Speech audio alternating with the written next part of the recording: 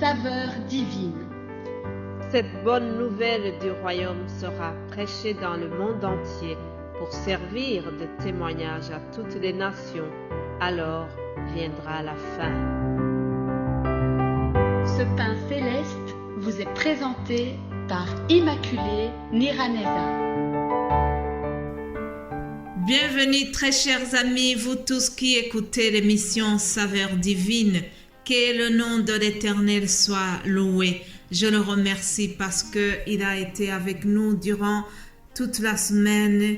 Nous sommes déjà vendredi et je bénis Dieu pour nous avoir protégés. Vous aussi, j'espère que Dieu a été avec vous. J'espère que vous avez vu la main puissante de Dieu dans votre vie. En tout cas, tel est mon souhait. Nous avons parlé longuement sur la puissance de Dieu, que ce soit dans les émissions en français, que ce soit aussi dans d'autres langues. Cette semaine, nous avons parlé de la puissance de Dieu. Hier, je vous ai dit comment Dieu a libéré son peuple, comment ils ont traversé la mer Rouge et que les Égyptiens qui tentaient de les suivre ont été engloutis par la mer. Tout cela démontrait la puissance de Dieu qui est au-dessus de tout. Aujourd'hui, je vais terminer par cette histoire que nous voyons dans le premier livre de Samuel. C'est l'histoire qui est très connue, du moins si vous êtes les habitués de la Bible. C'est l'histoire de David qui a vaincu le géant Goliath. Pour vous rappeler un peu le contexte, notez que le peuple d'Israël avait toujours des ennemis, donc ils se battaient. Il y avait toujours des guerres contre leurs ennemis. En effet, malheureusement, les guerres ont toujours existé. La guerre entre l'Ukraine et la Russie, la guerre dans la région des Grands Lacs, ce n'est pas d'aujourd'hui. Il y a eu toujours des guerres. Alors, le peuple d'Israël se battait contre les Philistins et il y avait un géant Goliath qui avait toujours menacé l'armée de Juda.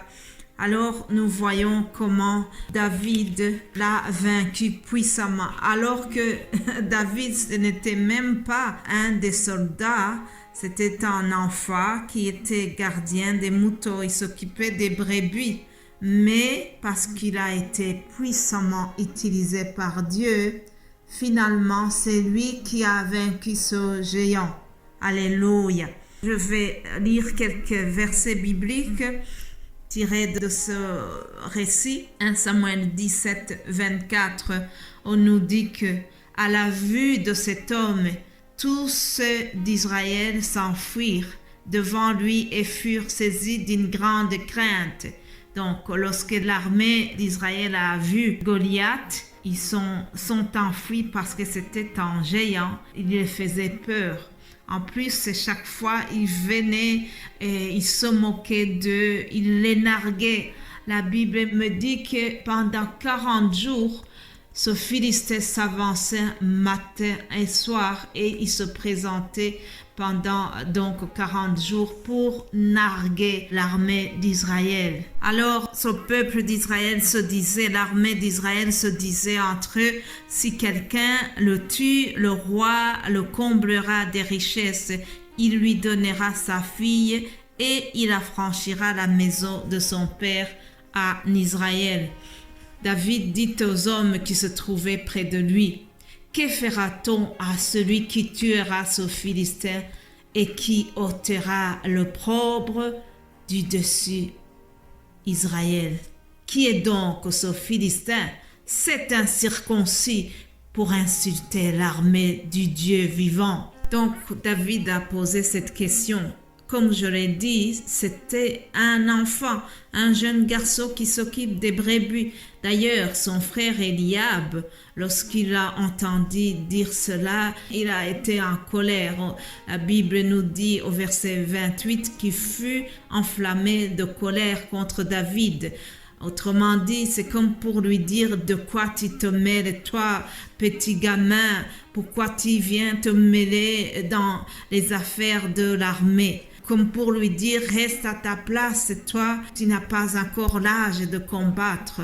Cependant, le frère Eliab ignorait que David a été choisi pour être utilisé puissamment par Dieu. Alléluia.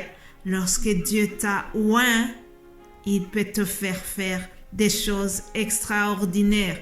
En effet, chers amis, ce sont des gens ordinaires que Dieu choisit pour se manifester, pour faire des choses extraordinaires. Alléluia.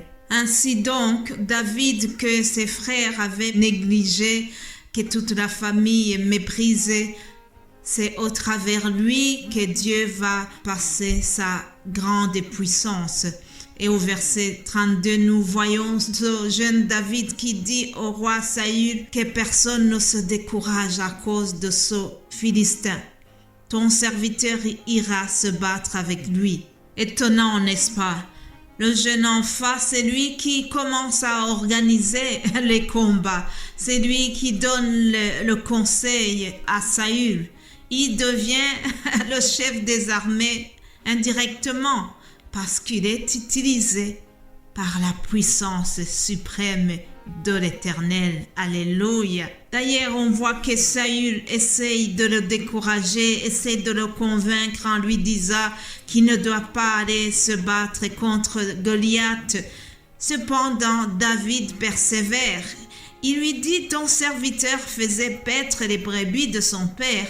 Et quand un lion ou un ours venait pour enlever le troupeau, je courais après lui et je le frappais, j'arrachais la brebis de sa gueule. Autrement dit, il est en train de lui dire, de la même façon que je me suis battu contre les lions et les ours, je vais aussi affronter ce Philistin qui a osé insulter le peuple du Dieu vivant. Finalement, on a laissé David, donc il est allé. Et puis, arrivé devant Goliath, Goliath l'a regardé et l'a méprisé. D'ailleurs, il s'est moqué de lui. Au verset 45, nous voyons le dialogue entre David et Goliath. Goliath lui dit, est-ce que je suis un chien pour que tu viennes à moi avec des bateaux? Il ajouta, viens vers moi et je donnerai ta chair aux oiseaux du ciel et aux bêtes des champs.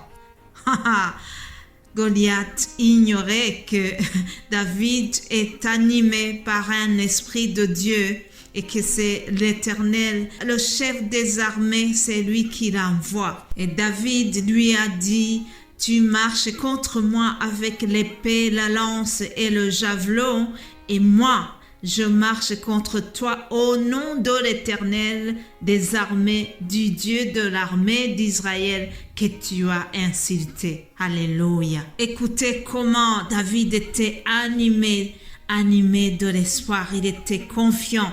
Alors il lui a dit, aujourd'hui l'Éternel te livrera entre mes mains. Je t'abattrai et je te couperai la tête. Aujourd'hui, je donnerai les cadavres du camp des Philistins aux oiseaux du ciel et aux animaux de la terre. Et toute la terre saura qu'Israël a un Dieu. Alléluia. Chers amis, le temps est terminé, mais la suite nous dit qu'effectivement, David a tué ce géant avec juste une pierre qu'il lui a lancée et qu'il a enfoncé cette pierre sur le front du Philistin. Puis il est tombé directement et il est mort. Alléluia. C'est inimaginable que avec une simple pierre, quelqu'un soit tué. Mais je voudrais vous dire que une simple pierre, un caillou animé par la puissance suprême de Dieu, devient un rocher. Alléluia. Animé par la puissance de Dieu, celui qu'on méprisait, celui dont on se moquait est devenu un vaillant guerrier, est devenu le héros du peuple d'Israël. Alléluia. Notre Dieu est tout puissant. Il a une puissance qui a même ressuscité les morts. C'est par sa suprême puissance que Dieu a ressuscité Jésus-Christ et puisqu'il vit et nous aussi, nous vivrons éternellement si nous croyons en lui. Alors je vais terminer par cette question. Est-ce que tu crois en lui? Est-ce que tu es prêt à le recevoir dans ton cœur? Sois béni si c'est le cas.